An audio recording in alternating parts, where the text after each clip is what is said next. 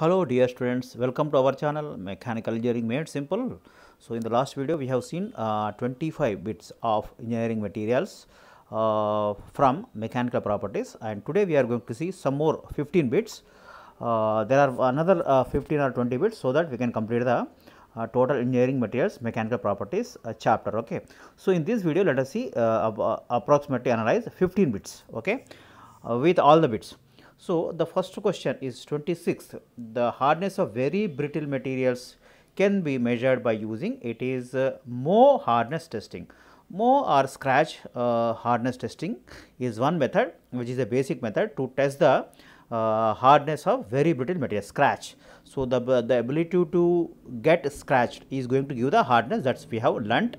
So this is the answer is the Moe hardness testing. Okay. So that is your second.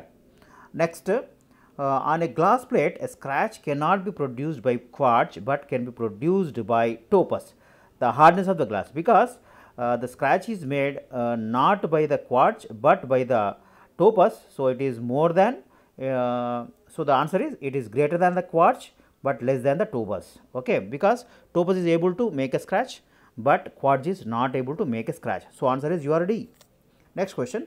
Bend test can be used for measuring the, it is basically the answer is ductility, okay, the answer is C. Next, Charpy test is conducted to measure.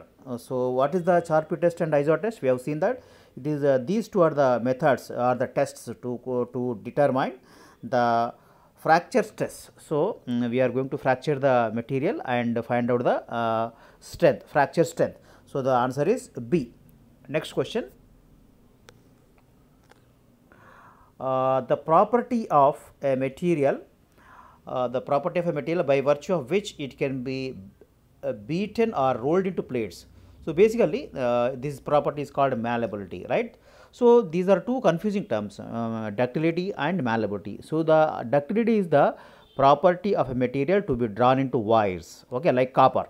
So here the property of a material to be okay, converted or shaped into plates, okay, or plates is called the malleability, right? This is your, the answer is A. Next, the resistance to fatigue of a material is a measure of, so this is basically endurance limit. What is endurance limit? So it is the limit or the stress at which it is going to fail under variable stresses, like means that means alternative is if it is subjected to compressive and tensile stresses, it is going to, any material is going to fail at a stress which is much below the yield stress. For example, your yield stress of a material is 420, let us say it is going to fail at only 240 megapascals only instead of 420 megapascals. So because of the alternative tensile and compressive stresses, if it is say, let us say tension, it is failing at 420 megapascals. Okay, if it is subjected to alternatively compression and tensile stresses, it will be failing at 240 megapascals only. That means much below the yield stress. This property is known as the fatigue, and the stress is called the endurance limit or endurance stress.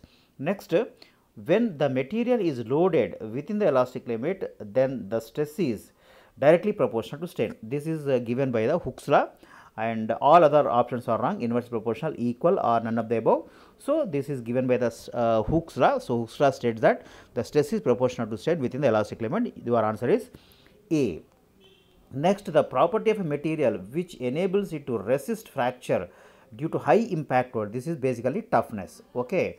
So toughness is the property, and always remember toughness is related to energy. So it is the energy absorbed up to failure or breaking point. We have seen the stress strain diagram for the ductile material, right? So in the end, okay, after ultimate tensile stress, there is something called breaking point at which the material is going to break. So the energy stored, energy stored is given by the area of the stress strain diagram. So the area under the stress strain diagram up to breaking point is going to give the toughness or fracture toughness. So it is the toughness.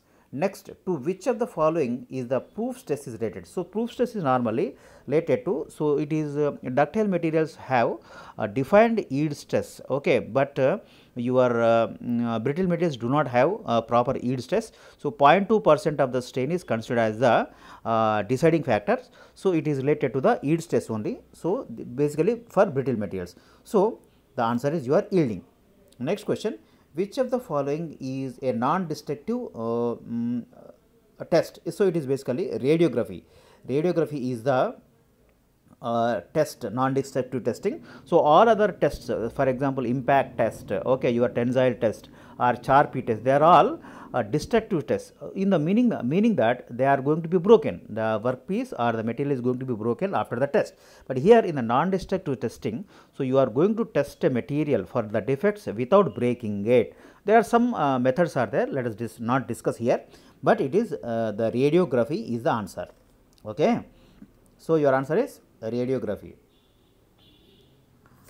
Next, the material having same elastic properties in all directions, it is called not ideal metal, not uniform metal, nor practical materials, it is isotropic material. Any material which is having the properties, okay, elastic properties in all directions same, uniform, it is called isotropic materials. Next question, the indentation diameter measured from optical microscope in Brenner test is 0.5 mm with indentation, load 600 kg and the hardness number is 45. Determine the ultimate tensile strength of the steel.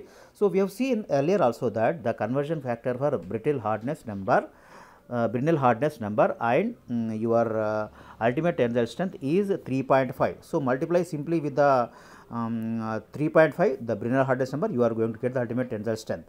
So if you multiply 45 into 3.5, I am going to get 157.5, but it is megapascals, not gigapascals. Okay, the stress is going to be given in megapascals. So gigapascals are normally giga means 10 to the power of 9. It will be the material properties will only be in the range of gigapascals, but all the limiting stresses like bending stress, okay, and yield stress, they will be in the range of megapascals only. Here the answer is 157.5 megapascals.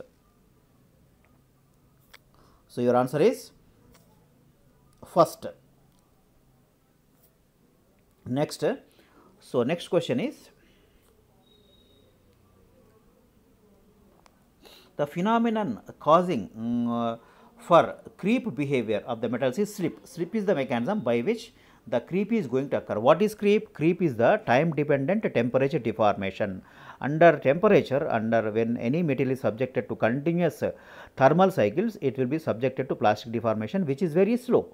So time dependent temperature deformation, thermal deformation is known as the creep, and the basic mechanism is the slip. The slip of the planes in the material are the mechanism for this particular behavior, creep behavior. So your answer is slip. Next, slip. Next question, the difficulty of plotting true stress versus true strain curve in tensile test is basically, it is difficulty in measuring the cross sectional area during testing. Okay, you can easily measure the change in length, but not the area of cross section, because actually it will be irregular area. Okay, once it is broken, if you see the broken part, the cross section, it will be irregular. So to measure the irregular cross section area, it will be difficult. So that is the difficulty explains. So your answer is A. Next question, the fracture toughness of the material depends upon. So it is basically the capacity of absorption of energy. So as I said earlier, the toughness is always related to the energy absorbed. So once that means energy and toughness are interrelated. So you have to find the term, the energy. Once you find the term, that is the answer. Simply remember that. Okay. So capacity of absorption of the energy is the answer. So your answer is D. Okay boys, so in this video we have discussed the 15 bits of the engineering materials, which is very important subject from examinations point of view, especially competitive examinations point of view. Okay, maybe so what we are discussing may be useful for your academic exams also, but I don't deny that, but here it is basically very useful. Whatever the bits we are discussing for the engineering materials is very useful for your competitive examinations. You can expect at least minimum in GATE also, at least you can expect all the competitive examination, you can at least expect 2 or 3 bits for sure. Okay, so don't worry. So anyhow, we will continue in the next video for another say 18 bits are there. With that 18 bits, we are going to complete the total mechanical properties of the engineering materials subject. Okay, so we will meet in the next video, but before that my request is, boys, please share our videos among your friends, your groups and contacts, subscribe my channel, like my channel, comment, and all your doubts please put in the comment form. comment section. I am going to reply to your comments, and let us meet. And please don't pause the video and see the video till the end, watch the video till the end, and also press the bell icon so that you will get the updated information about my videos. Okay boys, let us meet in the next video immediately, shortly, with another 18 bits. Wish you all the best.